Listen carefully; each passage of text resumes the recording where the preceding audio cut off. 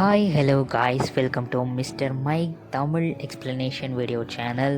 So இன்றைக்கி நம்ம start பண்ண போகிற ட்ராமாவோட பேர் டிரைல்மெண்ட். இது இப்போது 2023 லாஸ்ட் டிசம்பரில் ரிலீஸ் ஆன ஒரு நியூ சைனீஸ் ட்ராமா. ஓகே, வீடியோக்குள்ளே போயிடலாமா? ட்ராமாவோட ஸ்டார்டிங்கில் 2025 நடக்கிற ஒரு சீனை தான் நமக்கு காட்டுறாங்க. அதில் ஒரு பொண்ணு பயத்துலையும் பதட்டத்துலையும் தன்னோட காரை ஹை ஸ்பீடில் ஹைவே பிரிட்ஜில் ஓட்டிகிட்டு போயிட்டுருக்கா. அப்படி அவள் ஓட்டிகிட்டு போயிட்டு இருக்கும்போது ஒரு லாரியில் மோதி அந்த கார் பயங்கரமான ஆக்சிடென்ட் ஆகிடுது. அப்படி ஆக்சிடெண்ட்டில் அந்த கார் பிரிட்ஜ் மேலே இருந்து ரிவரில் விழுந்துருது. இப்போ இந்த சீனை இங்கே அப்படியே கட் பண்ணிவிட்டு நெக்ஸ்ட் 2012 நடக்கிற ஒரு காட்சியை நமக்கு காட்டுறாங்க. அங்கே சூஜங் அப்படிங்கிற ஒருத்தர் வந்து பயங்கரமாக அடிபட்டு மயக்க நிலையில் கிடக்கிறாரு. அவரை ஆம்புலன்ஸில் ஏற்றி ஹாஸ்பிட்டலில் கொண்டு வந்து சேர்க்கிற இந்த நபர் தான் இந்த ட்ராமாவோட முக்கியமான லீட் ஹீரோ. இவரோட பேர் லின் சூஜங். இவங்க ரெண்டு பேருமே க்ளோசஸ்ட் ஃப்ரெண்டு. சூஜங்க்கு எப்படி அடிபட்டிருக்கோன்னா, ஒரு பிரச்சனை இல்லை, லின் மேலே விழ வந்த அடியை தான் வாங்கிட்டு மாடி மேலே இருந்து தவறி கீழே விழுந்திருப்பாரு. சூஜங்கை செக் பண்ண டாக்டர் லின் கிட்ட சூஜங்கரோட கண்டிஷனை பற்றி எடுத்து சொல்கிறாரு.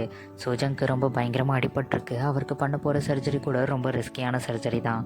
இதை கேட்டு லின்னும் மனசடைஞ்சு போய், டாக்டர், அவன் வந்து ஒரு அத்லட்டிக், அவன் லாங் டிஸ்டன்ஸ் ரன்னர், அவனுக்கு ரன்னிங்கில் ஒரு பெரிய டீமில் ஜாயின் பண்ணுறது தான் அவனோட வாழ்க்கையோட எய்மே. ஸோ ரிஸ்க் இல்லாமல் சர்ஜரியை கொஞ்சம் பண்ண ட்ரை பண்ணுங்கள் ப்ளீஸ் அப்படின்னு கெஞ்சுறாரு. இப்போ நெக்ஸ்ட் சீனில் சூஜங் ஹாஸ்பிட்டல் மொட்டை மாடியில் வீல் சேரில் தனியாக உட்காந்து ஃபீல் பண்ணிகிட்ருக்காரு. அந்த டைமில் லின் அவரோட அப்பாவுக்கு கால் பண்ணி, அப்பா, இந்த மாதிரி சூஜங்கோட ஹாஸ்பிட்டல் செலவுக்கு கொஞ்சம் ஹெல்ப் பண்ணுங்கள், அவன் மறுபடியும் நார்மலாக சரியானதும் நான் நீங்கள் சொன்ன மாதிரி அப்ராட் போய் படிக்க ரெடியாக இருக்கேன் அப்படி அப்பா கிட்ட பேசிட்டு கால் கட் பண்ணிட்டு வந்து பார்க்கும்போது வீல் சேரில் உட்காந்துருந்த சூஜங்க அங்கே காணோம்.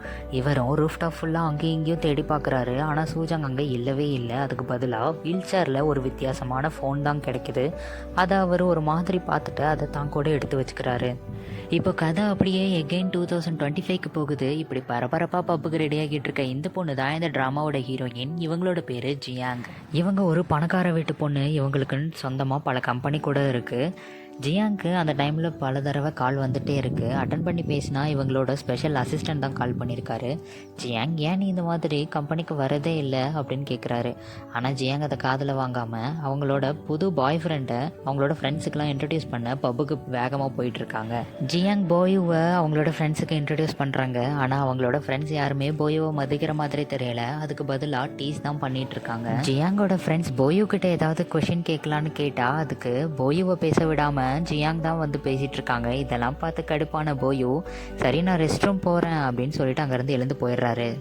கரெக்டாக அந்த டைமில் போயு கிட்ட வாண்டடாக ஒரு பொண்ணு வந்து பேசி போயுவை தப்பாக காட்ட ட்ரை பண்ணிட்டு இருக்கா. ஜியாங்கோட ஃப்ரெண்டும் ஜியாங்கை கூட்டிகிட்டு வந்து, போயு நீ நினைக்கிற மாதிரி ஒன்றும் நல்லவன் கிடையாது, பாரு அங்கே ஒரு பொண்ணோட க்ளோஸாக இருக்கான் அப்படின்னு சொல்கிறான். இங்கே நடக்கிறது எல்லாமே பொய்ன்னு தெரிஞ்சுக்கிட்ட ஜியாங் நேராக அந்த பொண்ணுக்கிட்ட போய், நீ பண்ணுறது எல்லாமே வாண்டடாக தான் பண்ணுறேன்னு எனக்கு நல்லா தெரியுது, ஸோ ஒழுங்காக நடந்துக்கோ அப்படின்னு வார்ன் பண்ணிவிட்டு போயுவை எதுவுமே சொல்லாமல் அங்கேருந்து கிளம்பிடுறாங்க. இப்போ அடுத்த ஒரு கேரக்டர் இன்ட்ரோ. இவங்களோட பேர் ரூயி. இவங்க ஜியாங்கோட ஒரு நல்ல ஃப்ரெண்டு தான். எந்த அளவுக்கு ஒரு நல்ல ஃப்ரெண்டுனா, ஜியாங் இவங்களுக்காக ஒரு காஃபி ஷாப்பே வச்சு கொடுத்துருக்காங்க. இப்போ அந்த காஃபி ஷாப்பில் தான் ரெண்டு பேரும் உட்காந்து பேசிகிட்டு இருக்காங்க. ரூயி ஜியாங் கிட்ட தயங்கிக்கிட்டே, நம்ம ஏன் நெக்ஸ்ட்டு இன்னொரு புது பிரான்ச் ஓப்பன் பண்ணக்கூடாது அப்படின்னு கேட்குறாங்க. ஜியாங்கும் அதுக்கு எதுவுமே மறுப்பு சொல்லாமல், கண்டிப்பாக நான் உனக்கு ஃபினான்ஷியலாக சப்போர்ட் பண்ணுறேன் அப்படின்னு சொல்கிறாங்க. ரூயி இதை கேட்டு ரொம்பவே சந்தோஷப்படுறாங்க. ஜியாங் கிட்ட அதுக்கு முன்னாடி நம்ம ஒரு ஈவெண்ட் மாதிரி கண்டக்ட் பண்ணலாமா அப்படின்னு கேட்குறாங்க. ஜியாங்கும் அதுக்கு ஓகே சொல்லிடுறாங்க. ஈவெண்ட்டும் ஸ்டார்ட் ஆகிடுது. அன்றைக்கி ரூயி தான் எல்லாத்துக்கும் சர்வ் பண்ணிகிட்டு இருக்காங்க. அங்கே வந்திருக்க ரெண்டு பொண்ணுங்க ஜியாங்கையும் ரூயியும் கம்பேர் பண்ணி பேசிகிட்டு இருக்காங்க.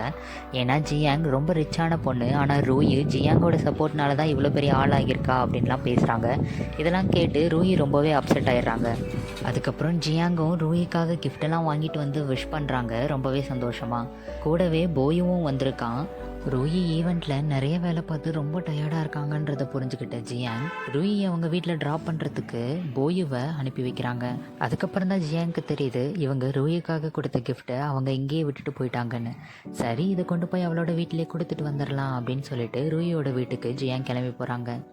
அங்கே போனதுக்கப்புறம் தான் தெரியுது இவங்களோட ஃப்ரெண்டுன்னு சொல்லிட்டு இருந்த ரூயிவே இவங்களோட பாய் ஃப்ரெண்ட் போயுவோடு சேர்ந்து தப்பான ரிலேஷன்ஷிப்பில் இருந்துகிட்ருக்காங்க. இந்த விஷயத்தெல்லாம் தெரிஞ்சதுக்கப்புறம் ஜியாங் மனசுடைஞ்சு போய் அங்கே இருக்க சோஃபாவில் உட்காந்துடுறாங்க.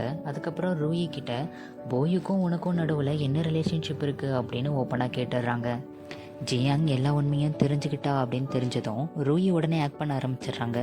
ஜியாங், நான் உனக்கு தெரியாமல் ரொம்ப பெரிய தப்பு பண்ணிட்டேன், நான் போயுவை பிரேக்கப் பண்ணிடுறேன், என்னை மன்னிச்சிரு, நான் இனிமேல் இந்த மாதிரி பண்ண மாட்டேன் அப்படின்னு கெஞ்ச ஆரம்பிச்சிடுறாங்க. ஜியாங் அழுகையை கட்டுப்படுத்திட்டு ரூயியை பார்த்து, என் கூடவே நல்லவ மாதிரி நடித்து அப்பாவை மூஞ்ச வச்சு ஃப்ரெண்டுன்னு சொல்லி என் முதுகிலே குத்திட்டல அப்படின்னு ரூயை பார்த்து கேட்குறாங்க. உடனே ரூயி ஜியாங்கை பார்த்து, ஜியாங், எனக்கு உன்னை பார்க்கும்போதெல்லாம் ரொம்பவே பொறாமையாக இருக்கும், ஏன்னா நீ பிறக்கும் போதே பணக்கார விட்டு பொண்ணு. ஆனால் நான் அப்படி இல்லை, ஒவ்வொரு விஷயத்துக்கும் ரொம்பவே கஷ்டப்படணும், ஏதோ இந்த ஒரு தடவை தெரியாமல் தப்பு பண்ணிட்டேன், என்னை மன்னிச்சிரு அப்படின்னு ஜியாங்கோட காலில் விழுந்து கதறாங்க. ஆனால் இதுக்கு மேலே ஜியாங் ரூயியை நம்புறதுக்கு தயாராக இல்லை. இவ்வளோ நாள் காஃபி ஷாப்பில் இன்வெஸ்ட் பண்ண மொத்த அமௌண்ட்டையும் நான் ரிட்டன் எடுக்க போகிறேன்னு ரூயி கிட்ட சொல்லிடுறாங்க. இதை கேட்டு ரூயி, நீ இப்படிலாம் பண்ணினா நான் கண்டிப்பாக இந்த பிரிட்ஜிலேருந்து கீழே குதிச்சு செத்துருவேன் அப்படின்னு சொல்கிறாங்க. ஆனால் அதெல்லாம் காதில் வாங்காமல் ஜியாங் அங்கேருந்து அப்படியே நடக்க ஆரம்பிச்சிடுறாங்க. அதுக்கப்புறம் வீட்டில் இருக்க ஜியாங்க்கு போயோ கால் பண்ணிகிட்டே இருக்கான். இவங்களும் அட்டன் பண்ணி பேசினா அவன் ரொம்பவே பதட்டமாக, ஜியாங் ரூயியை காணோம் அப்படின்னு சொல்கிறான். இவங்களுக்கு ரொம்பவே ஷாக்காக இருக்குது. உடனே போய் அந்த பிரிட்ஜ் முழுக்க சுற்றி தேடி பார்க்குறாங்க. அதுக்கப்புறம் அங்கே வர போயோ ஜியாங்கை பார்த்து, ஜியாங், நான் ஒன்று ரொம்பவே மிஸ் பண்ணேன் அப்படின்னு நடிக்கிறான்.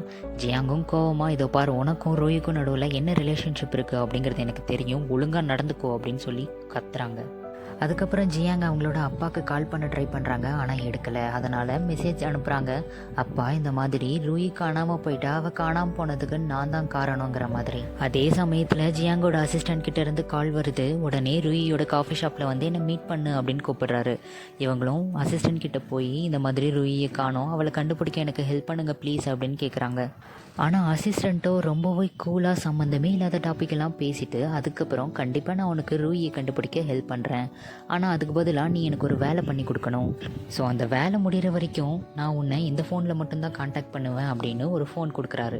அந்த ஃபோனை பார்க்க ஸ்டார்டிங்கில் நம்ம ஹீரோ லின்னுக்கு கிடைச்சா அதே ஃபோன் மாதிரியே இருக்குது. ஸோ அடுத்து என்ன வேலை பார்க்கணுன்னு நான் இந்த ஃபோனில் உனக்கு அப்டேட் பண்ணுறேன்னு அங்கேருந்து கிளம்பிடுறாரு. அப்புறம் நெக்ஸ்ட் சீனில் அசிஸ்டன்ட் கொடுத்துட்டு போன அந்த ஃபோனுக்கு ஒரு கால் வருது. பேசுகிறது அசிஸ்டன்ட் தான். இந்த மாதிரி ரூயி மிஸ் ஆன அந்த பிரிட்ஜுக்கு நீ சீக்கிரம் இன்னும் ஒரு 15 நிமிஷத்தில் வந்துரு அப்படின்னு அந்த காலை கட் பண்ணிடுறாரு. ஸோ இப்படி அசிஸ்டண்ட் வேகமாக அந்த பிரிட்ஜுக்கிட்ட வர சொன்னதுனால தான் எபிசோடோட ஸ்டார்டிங்கில் பார்த்த மாதிரி ஹீரோயின் கார் எடுத்துகிட்டு ஹைவேல ஹை ஸ்பீடில் போயிட்டு இருந்திருப்பாங்க. லாரிலையும் மோதி பயங்கரமான ஆக்சிடெண்ட்டாக இருந்திருக்கும். அந்த ஆக்சிடெண்ட்டில் காரும் பிரிட்ஜிலேருந்து கீழே தண்ணியில் விழ மாதிரி காமிச்சிருந்துருப்பாங்க. அப்படி கார் தண்ணிக்குள்ளே விழ போகும்போது ஸ்லோ மோஷனில் அசிஸ்டன்ட் கொடுத்த அந்த ஃபோன் திடீர்னு ஆக்டிவேட் ஆக ஆரம்பிக்குது. இங்கே இந்த சிக்னல் ஆன் ஆனதும் ஸ்டார்டிங்கில் நம்ம ஹீரோக்கு கிடைச்ச அந்த ஃபோன்லேயும் சிக்னல் கிடச்சி ஆக்டிவேட் ஆகுது. லின்னும் வேகமாக அந்த சத்தம் கேட்டு அந்த ஃபோனை வந்து பார்க்குறான். இவ்வளோ நாள் ஆஃபில் இருந்த இந்த ஃபோன் திடீர்னு ஏன் ஆக்டிவேட் ஆகணும்? ஒருவேளை இது நம்ம ஃப்ரெண்டு சூஜங்கோட சிக்னல் மாதிரி இருக்குமோ அப்படின்னு சந்தேகத்தோட ஒரு மாதிரி பார்க்குறான். ஸோ ஃபஸ்ட் எபிசோடு இதோட முடியுது. நெக்ஸ்ட் எபிசோடில் வந்து உங்களை மீட் பண்ணுறேன். இந்த எபிசோட் பிடிச்சிருந்தது அப்படின்னா உங்கள் ஃபேமிலி ஃப்ரெண்ட்ஸ் எல்லாத்துக்கும் ஷேர் பண்ணுங்கள். மறக்காமல் இந்த சேனலை ஃபாலோ பண்ணிக்கோங்க.